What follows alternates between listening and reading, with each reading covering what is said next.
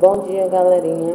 Estamos aqui para mais um dia de estudos e hoje nós iremos resolver as atividades propostas para vocês na aula passada, ok? Mas antes disso, vou dar umas diquinhas de estudos para vocês. Procure um lugar sempre silencioso e arejado. Tenham o estojo de vocês contendo lápis, borracha e caneta e o livro do dia e o seu caderno, ok? Nós iremos página 211, questão 1.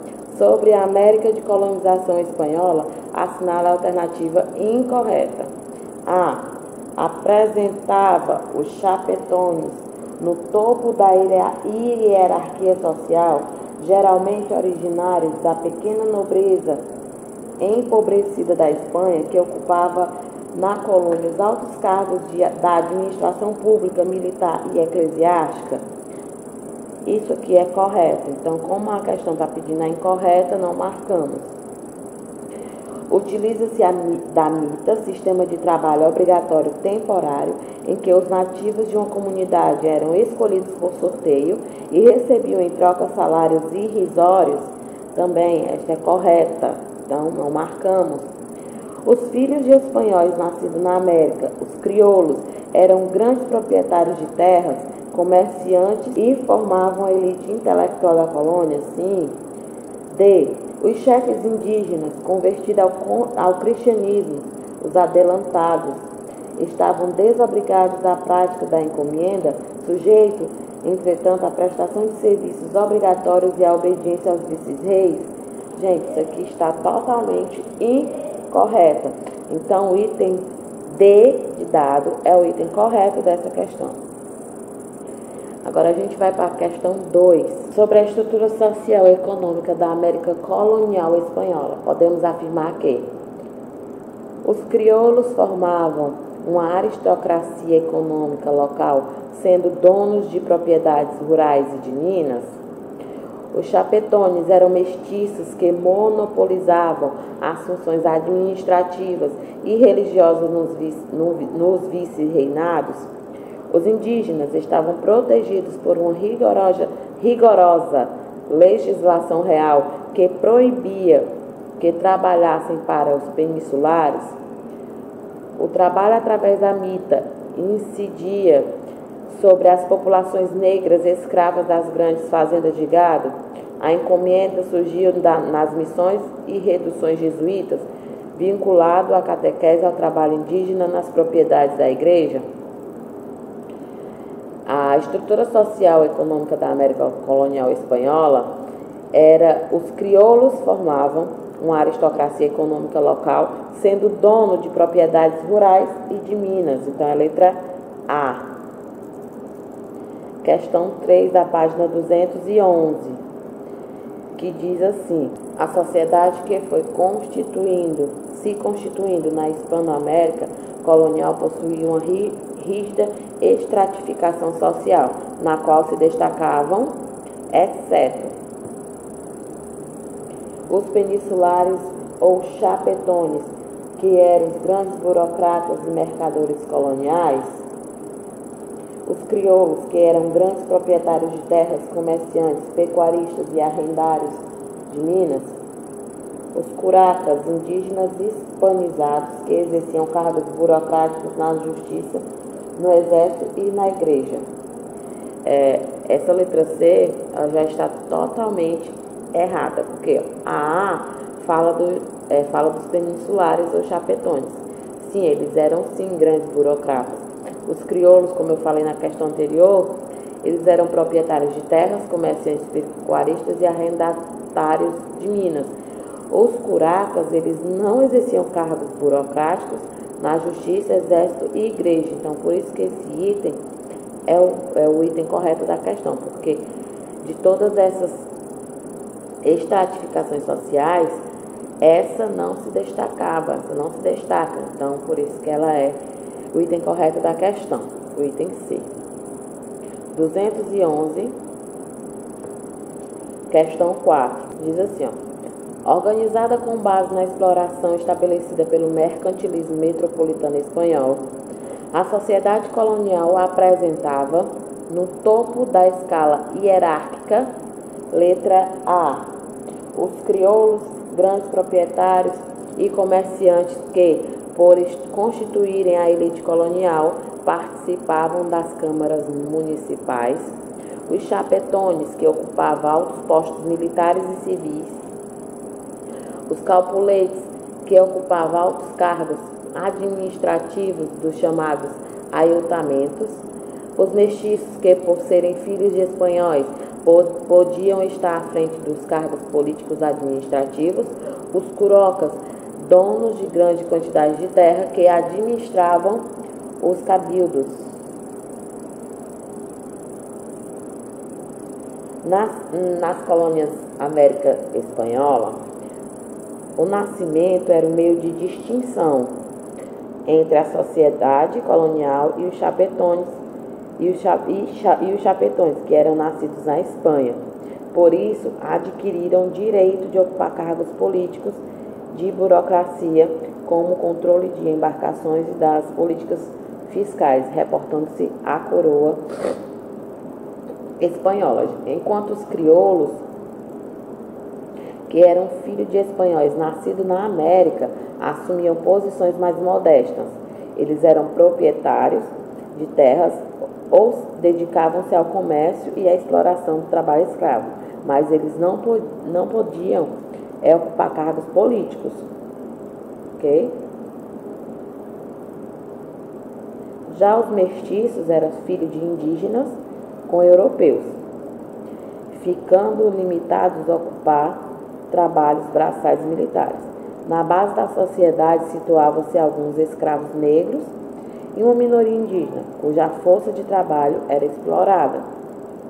Então, a resposta certa dessa questão é o item B de bola. Quinta questão, da página 212, que diz assim, sem colonização não há uma boa conquista, e se a terra não é conquistada, as pessoas não serão convertidas. Portanto, o lema do conquistador deve ser colonizar. Com base nas palavras do historiador e nos conhecimentos sobre a conquista da América Espanhola, é correto afirmar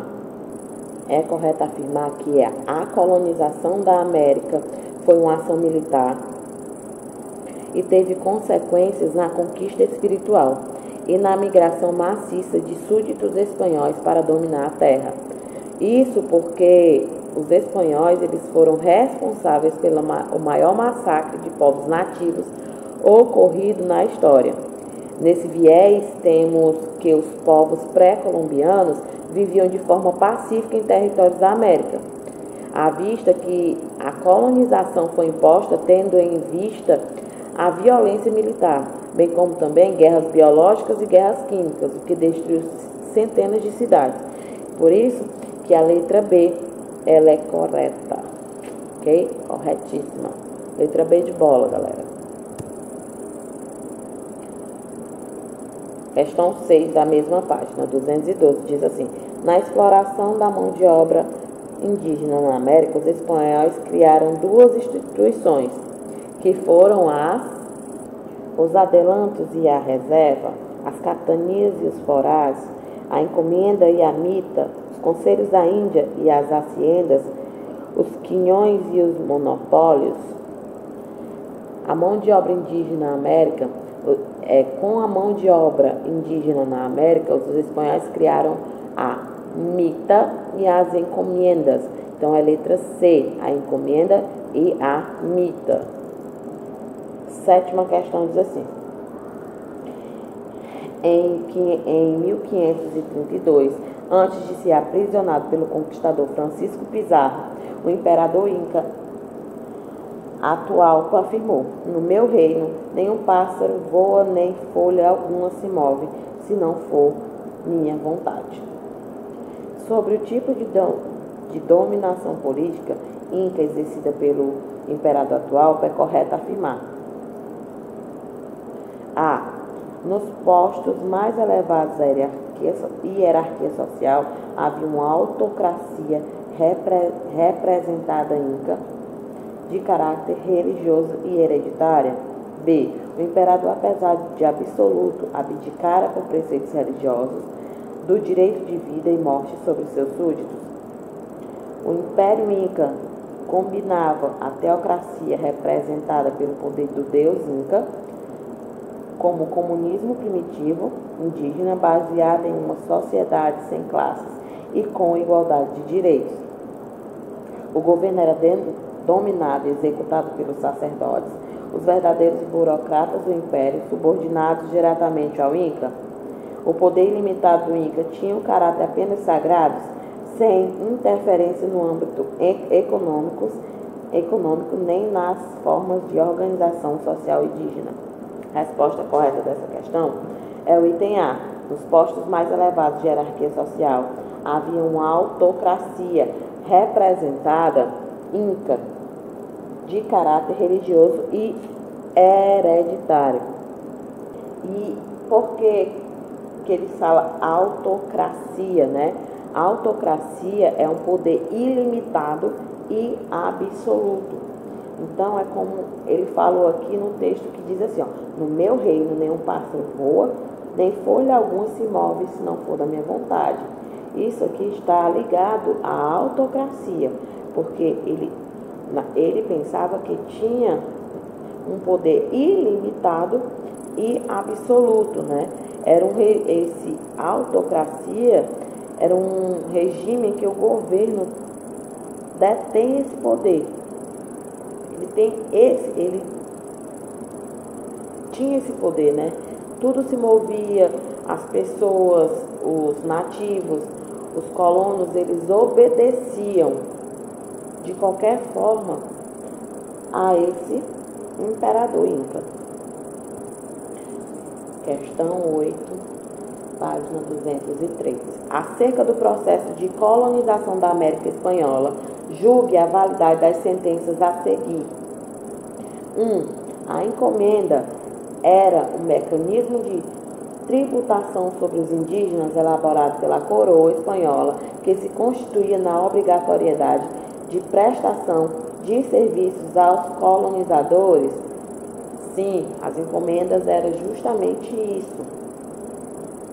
A evangelização da população indígena foi um dos mais importantes instrumentos de consolidação da dominação espanhola, mesmo em face do consequente processo de miscigenação, que também está correta. 3. A formação de uma sociedade elitista é uma das características da colonização espanhola, observada principalmente em relação à discriminação dos indivíduos mestiços e do elemento indígena, também está correta. Então, todas as sentenças são verdadeiras. Item D. E última questão, que é a questão 9, diz assim: leia esse trecho. Não somos índios nem europeus, mas uma espécie intermediária entre os legítimos proprietários do continente e os usurpadores espanhóis. Em suma, sendo americanos por nascimento e os nossos direitos, os da Europa, temos de disputar estes aos do país e mantermos-nos nele contra a invasão dos invasores. Encontramos-nos, assim, na situação mais extraordinária e complicada. Bolivar Simon, né, que foi uma carta de Jamaica de 1815. Ao escrever esse texto, o autor se refere-se à situação ambígua dos crioulos formados na tradição europeia, mas identificados como novo continente, escravos negros americanos que perderam seus laços culturais com a África, mulatos libertos nascidos na América, dividido entre diferentes tradições culturais, ou cholos, indígenas educados por europeus, afastados das suas raízes identitárias originais. Esse texto ele se refere aos crioulos, formados na tradição europeia, mas identificados com o novo continente. Letra A. Ok? E por hoje, galera, concluímos mais um capítulo com a correção dessas atividades, né? Mas se vocês quiserem acessar, rever as aulas, vocês têm todo acesso ao conteúdo no nosso site www.escolapequenoespaço.com.br. E vocês não esqueçam, galera, de acessar a nossa agenda eletrônica, porque lá diariamente é postado as atividades diárias de vocês. Tenham um bom dia de estudos e até a próxima aula.